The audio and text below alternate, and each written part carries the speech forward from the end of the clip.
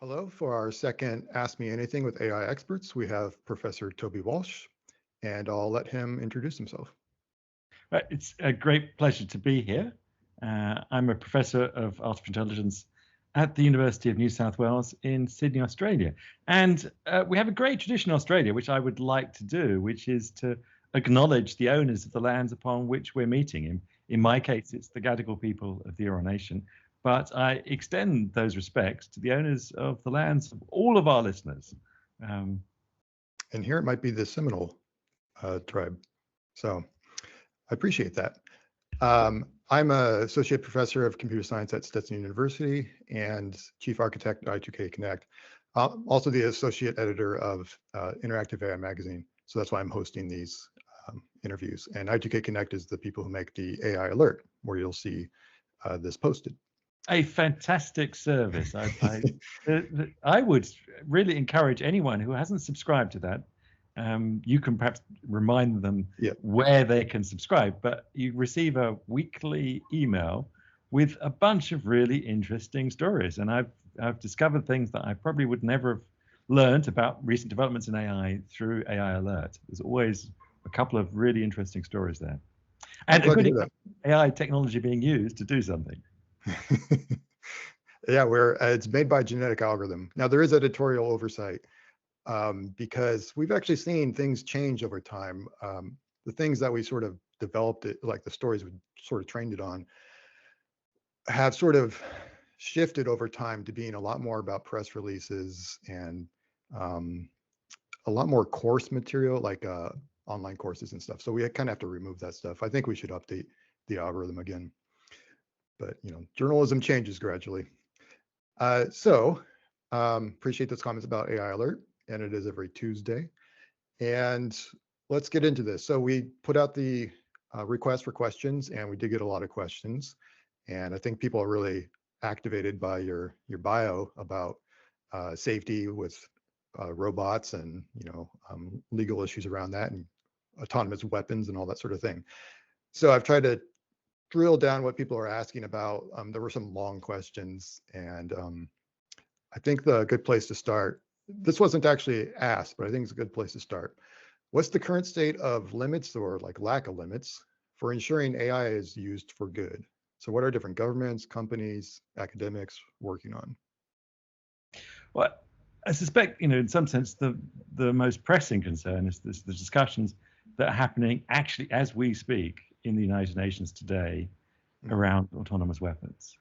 In some sense, that's where the most difficult, challenging ethical issues are, because people are talking about designing systems with AI on board that will literally be charged with deciding who lives or who dies. And I don't think it gets tougher or meatier problem than that. And it is much meatier than, the other area that people have a lot of discussion around is autonomous cars. But there's a fundamental difference between those two problems. In one, you're trying to design systems that never kill people. In the other, you're just trying to design systems that always kill people. You fail if you haven't killed the target. Whereas with autonomous cars, if things go wrong and the world goes bad, we will occasionally accidentally kill people. And so there's a fundamentally moral difference between these two problems.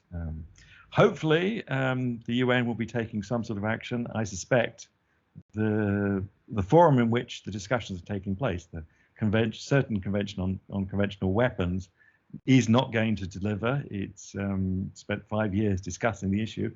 I've gone along to the UN and talked at those meetings, but it's likely that a number of states have said that they're going to independently start the process to develop some sort of agreement about limits on where we can have autonomy. And is it the case that the US, UK, maybe Australia are not part of this?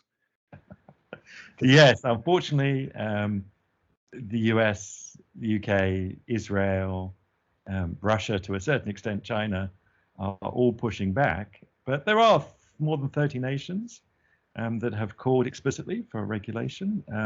The European Parliament has voted for it.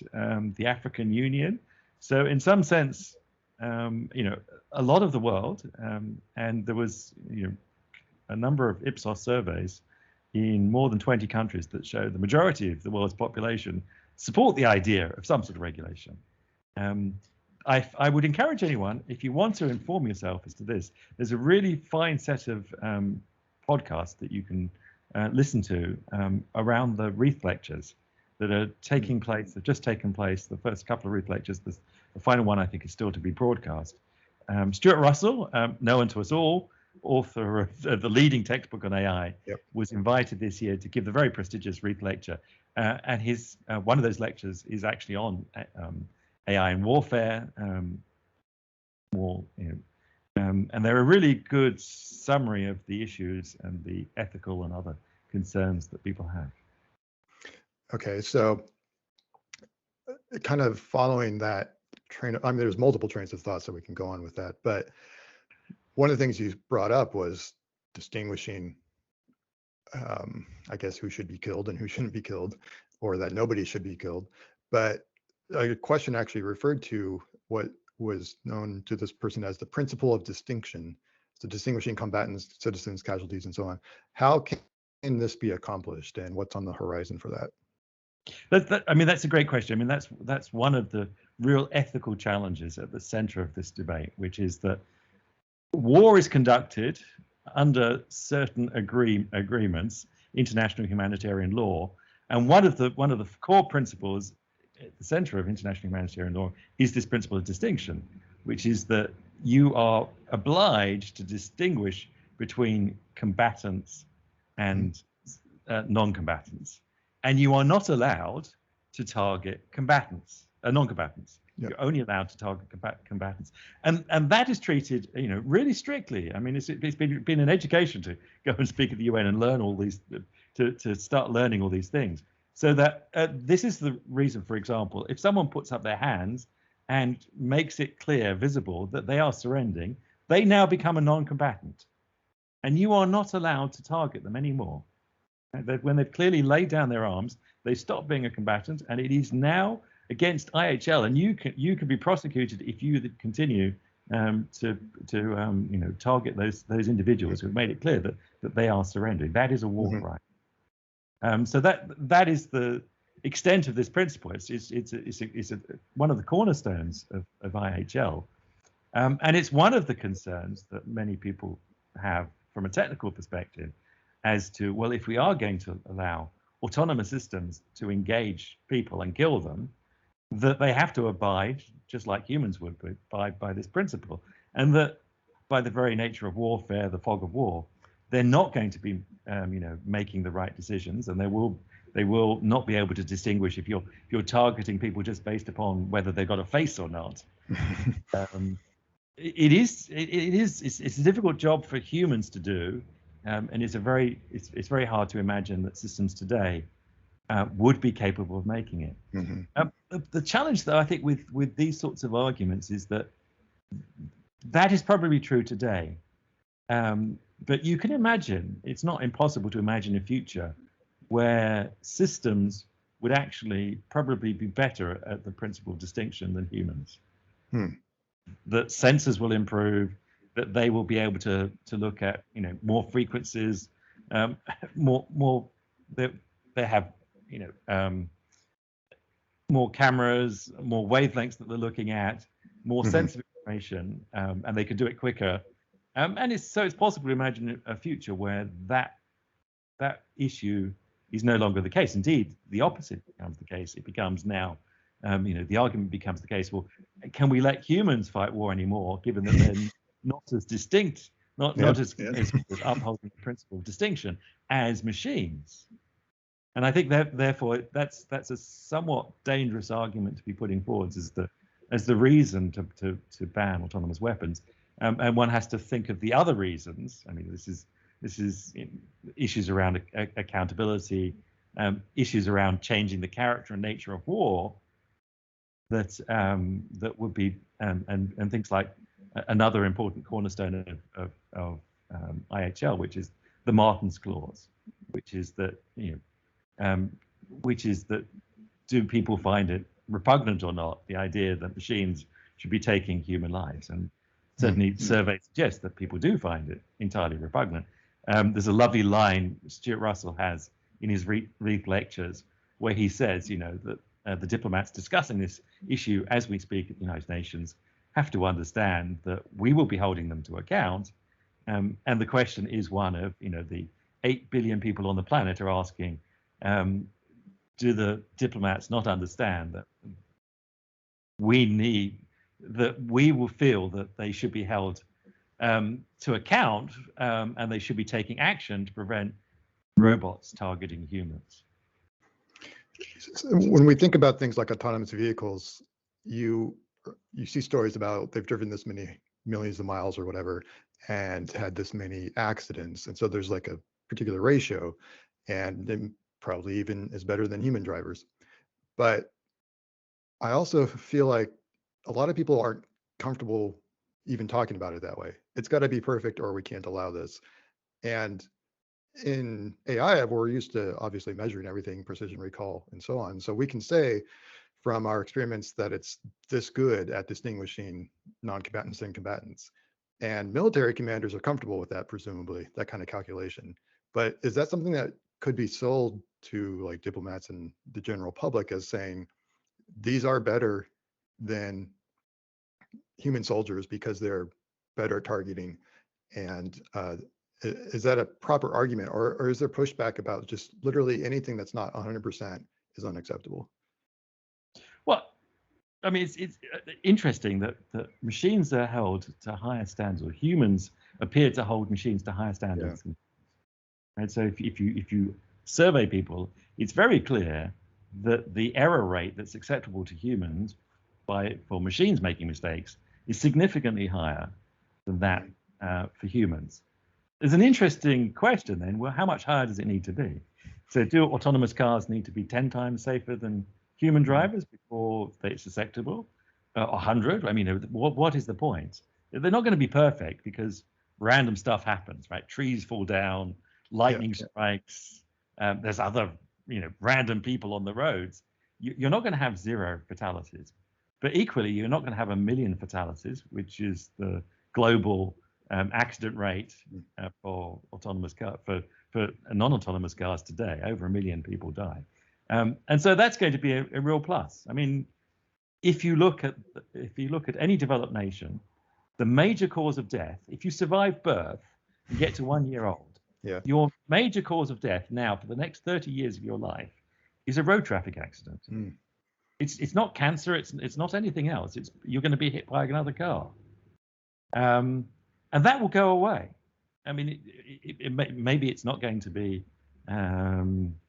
0 or 100 road deaths. Sweden, interestingly, does have a target to have 0 road deaths in Sweden. Mm-hmm.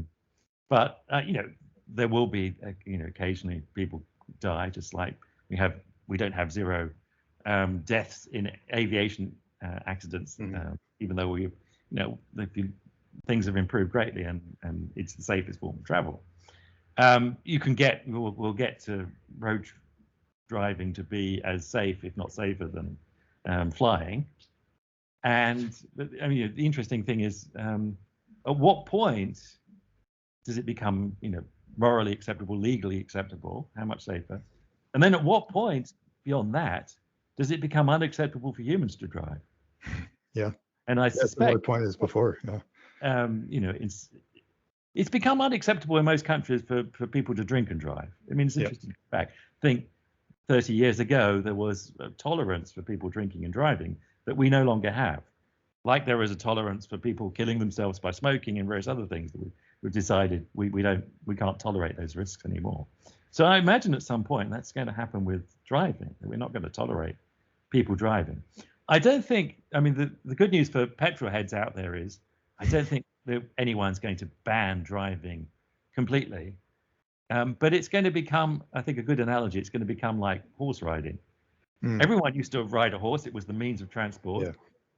Now it's a pastime for rich people. It's a hobby. There are special places that people do it. The same will be true for cars. There will be special places where you're allowed to drive. You've signed all the indemnity forms. You've got insurance. and you can go off and entertain yourself, and there'll be special places for it. But most people will be driven autonomously. And interesting, I don't think we have to regulate that. It will happen because people will forget to drive. Yeah. Well, my age who learned to drive will go to renew our driving license, and the government will say, well, this transponder on your car tells me that you haven't actually driven the car. The autonomous systems drive the car so much years, yeah. the last few years that if you want to renew your license, you're going to have to take a test again. And I'm going to think, oh, that's too painful. I'm not going to bother with that. And then for young people like my daughter, who I actually have a bet with, she's got 10 years before she's old enough to drive a car. I've got a bet that she'll never get around to learn fast. That it's a complex, difficult, expensive process to get a driving license here in Australia, and there's going to be some super Uber service that's much cheaper, much more convenient, let her drink and party and do all the things. Not to get the insurance. Not to get the insurance, and so she'll have the convenience, the transportation provided by autonomous taxis and the like, which will make, of course, taxis much cheaper. The most expensive thing in a taxi is the car, is the driver sitting at the front of the car. So the prices of taxis will be closer to the price of buses. So it will be much cheaper to get around in some shared autonomous taxi service. So she'll never bother to learn to pass a test, and therefore the next generation coming up behind us will never learn to drive, and so they'll never miss the fact that they can't drive. Yeah, and I haven't answered your question about there isn't a utilitarian argument that about saving lives, but I don't actually think the problem with that argument around autonomous weapons is that you have to factor in that it won't be the same wars you're fighting anymore. It will probably lower the barriers to war, just like drones today have lowered the barriers to war. And the US now is in permanent conflict, as far as one can tell. Yeah, sure. Partly because there is this technology, drones, which allow you, without risking boots on the ground, to engage in conflicts. And those are not conflicts that are going to be solved by raining terror from above from a drone. Ultimately, you have to make difficult decisions and risk probably human lives, sadly, to work to actually resolve those situations. Just firing hellfire missiles from a drone is perhaps containing the issue, but there's also evidence that it's actually encouraged lots of the terrorism acts against the United States are by people who feel powerless in those situations, and that the US is engaging in warfare without actually ever formally declaring war. So I think you have to be very concerned that if we have autonomous weapons, they're going to change the barriers to war, lower the barriers to war, and end up fighting more wars. So even though there may be less collateral damage, when you're multiplying by more war, you may end up with actually more innocent people being killed. And I think that the greater concern, though, is that I have every confidence that the US military or the UK military are going to abide by the very highest ethical standards. But the sad thing is, these are technologies that, if they are being sold by arms companies, will be cheap and plentiful, and they will end up in the hands of rogue states, and more worryingly, in the hands of terrorists, who will not apply the same standards that the US military does at saying, oh, we're only going to target appropriate combatants. They will use them to target civilians. They will use them to target women and children. They will be the perfect weapons of terror. They will cause huge amounts of terrible things to happen. They're not weapons that it's not easy to attribute. One of the real challenges with these weapons is one of attribution. If someone attacks you with autonomous weapons, you have no idea who it is. And indeed, we've already seen this. There have been a number of attacks in Syria and elsewhere using drones where it's not clear who was behind the attack. I mean, we have very intelligence that suggests, but you're going to end up in a situation where you say, are we going to go to war with this state or this this group on the basis of intelligence information as to the fact that they launched an attack, and that intelligence information, like most intelligence, is not 100%. There's a certain level of uncertainty. Mhm. Are we prepared to do that? And that's already, we're already starting to see those concerns rise. It does remind me a lot of cybersecurity issues. State actors are the ones that are capable are just doing it to each other constantly. And you don't necessarily always know who started it or did that particular attack, but here we are. We're just, we have It teams is, on and this. indeed the two are going to merge closer and closer together. Sure. The next World War III starts, when the internet stops, which is ironical, right? The internet was invented to have Yeah, a secure communication network interesting. system that was robust against World War III. But the first thing you're going to want to do is you want to take the internet down. We saw with 9/11 that there are actually a few critical spots you can take down to disrupt the internet. And when anything major goes wrong in the world, because the internet grinds to a halt. Yeah. Um, Well, it was making me think of the recent attack called Log4Shell, where the last few days somebody posted exploit for you just send a particular kind of string to a website or something, and you can get access to that server. And at I2K, we're not vulnerable to this, but we saw it in our logs starting like December 12th, just attack after attack attempted. And whenever one of these things is discovered and posted, or especially if it's public, people are watching the dark web too, they'll pay for these exploits. But a 0-day that's posted that's public, people will jump on this, make a little GitHub project and say, here's how you exploit it. And then it's just off to the races, and you just scan the internet and try to exploit these things. And there are lots of companies that are now reporting they have been exploited. For example, the Kronos system that keeps track of payroll. And so that's down for now. And that's disrupting people's lives because they're not getting paid necessarily. They'll have to use alternative means. And I think what people think about a lot when they think about robots, maybe not even as much when they think about autonomous vehicles, but they think, okay, you can tell me there's a certain accuracy in detecting who to shoot or whatever, but what about when it just goes off the rails and it's autonomous? You're not going to notice for an hour or a day, just like this vulnerability that's now across the internet. Well, you can't patch fast enough, so the damage is being done already. So are there ways is it just that's the way it is when it's autonomous, or are there, because you can have all the policies that say this shouldn't be allowed, but what if it happens? we know exactly what will happen because we actually have seen it. We've seen it in another setting where we pitch autonomous systems against each other, and that's called the stock market. Right. And you see unfortunate behaviors emerge. You see feedback loops, and you see flash crashes. There's some crashes, yeah. And what happens on the stock market? They have to put circuit breakers in because there's no way of preventing it ultimately happening, right? You do end up in these bad situations. And so what happens is they put a circuit breaker in, they stop transactions, and then they unwind them even. In certain cases, they'll say, okay, it all went wrong, the wrong prices got put up, no one should profit, no one should lose. And so they go back and they unwind, there's a trail of all the transactions, they unwind that. You could do that on the stock market because it's electrons moving around. Yeah. You can't unwind people. Is, you can't do that with war.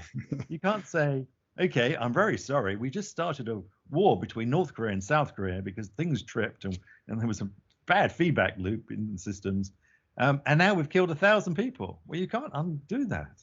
Yeah. And that's exactly what's going to happen. It's Dr. Strangelove 50 years later. Yeah, so we know exactly what's going to happen, and so we should take precaution to prevent it happening. And you're right that it's going to perhaps happen even easier in the cyber world and in the cyber event because there things move at electronic speed for sure. They're not even the kinetic limits that you have. Interestingly enough, the very first time I got invited to speak at the UN at the first committee meeting in the New York, there was a parallel meeting happening to the one on autonomous weapons on cyber warfare in the next room.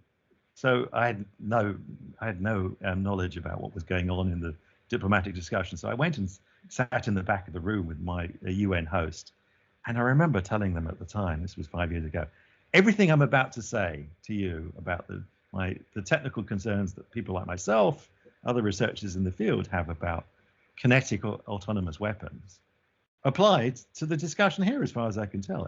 All the concerns are exactly the same. Indeed, perhaps even magnified by the fact that the speeds are even greater here in the cyber world. And they said, yes, actually, yes, we really appreciate that. But he said it's already difficult enough trying to get them to agree on one thing. So don't make it more difficult, Toby, by conflating the two problems together. The two problems are very conflated together. And, the distinction between the real world and the physical world is one that continues to blur. But, some of the moral issues there are even more challenging, right? So they're going to be, the cyber attacks are going to be against your hospitals, against your water supply, against the electricity supply for your citizens. It's going to be not against combatants. It's going to be warfare against the infrastructure of your country. And interestingly enough, we've already seen it happen. We've already seen, for example, the US take out centrifuges. Yes, Stuxnet. Yeah. Stuxnet. That was a cyber attack, and there for a good purpose to stop the proliferation of the technology to build nuclear weapons. But we're already seeing that states have recognized that this is a way to take out, another state's infrastructure. Yeah. So it is interrelated. As academics or developers, I can sort of imagine what we could do in a cybersecurity kind of sense. But for, say, you're building models for, it's recognition of stop signs or whatever the case is, what can we do to further get towards what you're shooting for? Like what you would like to see for how good these robots can distinguish between combatants and non-combatants. What can we work on to get there? Or should we just keep doing what we're doing and just make machine learning models that are good for our, whatever we're working on currently? Is there something else we should be doing? Well, I mean, you put your finger on a really important point, which is that AI is an incredibly dual-use technology. And so those algorithms that you're developing to recognize stop signs or to identify, track, and avoid pedestrians, right? Integral part of building an autonomous car that is going to save millions of lives are the same basic algorithms that are going to be used in targeting systems for offensive means. And there's nothing we can do about that. And we will want autonomous cars. That's going to be a great good to human civilization. And maybe we decide that we don't want autonomous weapons or fully autonomous weapons of some form. We should put some safeguards in. No one is suggesting that we need to limit AI research in any way. It's the development and deployment of those weapons. And how that happens, I think, is we as scientists have a responsibility to inform the wider world about the risks and the challenges, and then let the process of the normal diplomatic processes that have been used to regulate other forms of technology that we have decided are challenging morally, legally, ethically, fighting war with. And there are a bunch of technologies: chemical weapons, biological weapons, blinding lasers, cluster munitions. There's a bunch of technologies that we have decided, rightly so, are morally challenging, ethically challenging, legally challenging, are challenging to the stability of the world, that should have some form of regulation. And that's what I think we can hope for here, is that we can, it's important for us to inform that debate, and then the world decides, as they did for chemical weapons, that this is a technology that we've got plentiful good ways to fight war. We've got plentiful ways of defending ourselves. We've got lots of big sticks, F-31 fighters and US naval carrier task forces. We've got lots of things to deter people from doing bad. I don't think we really need this as another technology to speed up the way we fight war. I think Stuart has a very strong argument, which is that these ultimately are going to be weapons of mass destruction, because they will let you scale warfare in a way that only other weapons of mass destruction let you scale warfare. I mean, with two important distinctions. The first is that they're going to be incredibly cheap. It's not like nuclear weapons. You don't need a real lot of money and a lot of scientific expertise, the resources of a nation state to build a nuclear weapon. You won't need that to build an autonomous weapon. There'll be things that you can 3D print in the thousands. Yeah. And open source models for the predictions. And the challenging thing will be having the sophisticated software for them. But of course, I mean, the problem with software is that we know there are bad actors out there that will be stealing it from the good guys. So I don't imagine the software is actually, although it's going to be difficult to write, is actually going to be difficult to obtain once we've written such software. And so then that does allow you to scale warfare in a way that we'd only previously been able to do with other weapons of mass destruction. You won't need an army of people to do your evil. You'll need one programmer, and then you can program 1,000 or 10,000. Yep. And if you look at the demonstrations that you see today of drone swarms, you see them at the start of the Olympics. Really impressive demonstrations. For sure there's one person behind that. There's not humans can't fly a swarm of 1,000 drones. It's algorithmic. Yep. And that allows you to say, okay, 1,000 drones, each of you should, identify and target a human and kill them. And that lets you do real harm. And we have, interesting enough, every other weapon of mass destruction we've actually banned. Chemical weapons, biological weapons, and today, technically, nuclear weapons. I mean, it's yet to see how effective the ban is going to be, but we've certainly stopped the proliferation of nuclear weapons very effectively, or relatively effectively.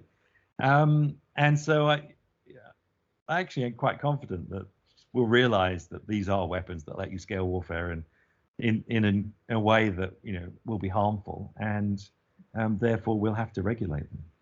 Well, I guess we're going to have to get to the point where it's clear to everybody, which is unfortunate, because that's a bad point to be at. That's the challenge, I think. All of those other examples of weapons of mass destruction that have now been banned were used. Anger, chemical weapons in the First World War, biological weapons to a certain extent in the First World War, and nuclear weapons to end the Second World War. And we had to literally see them being used, seeing the harm that they could be doing, lived under their shadow for a while before we worked out that we needed to ban them.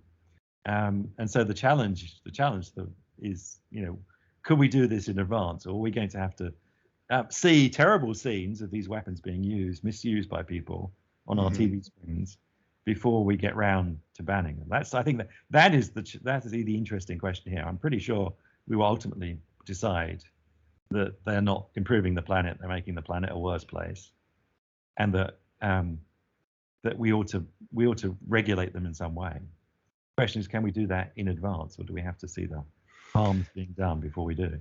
Seems like the regulation comes once the countries involved are sure that they can have their own. They know how to make them. They have some stockpiled. Now we can regulate because nobody's at a disadvantage anymore. Yeah, I mean, so what? Often the debate then hinges on people want to be able to defend themselves, so that they want the right to continue to work in this space, so that they are able to defend yourself. And I don't think anyone is suggesting you shouldn't develop the technologies to defend yourself. And indeed, the technologies to defend yourself are often not the same technologies that you need to build to use an offensive capability. It's interesting to look at, what are the mechanisms that people are suggesting to defend yourself against, an autonomous swarm that's going to overwhelm, existing systems. I mean, it's interesting. People are looking at things like nets, birds of prey. Yeah. It's not so often. It's not always. Well, I need another autonomous drone. So I have one more question, and then I want to ask you how to find your resources on the internet.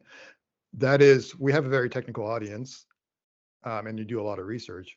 Is there, or are there new approaches that are exciting to you in our field that make you feel like we can get smarter systems, the kind that you're looking for? I can answer that question in a somewhat different way, which is to say, actually, what enheartens me is the this dual use challenge that we talk about.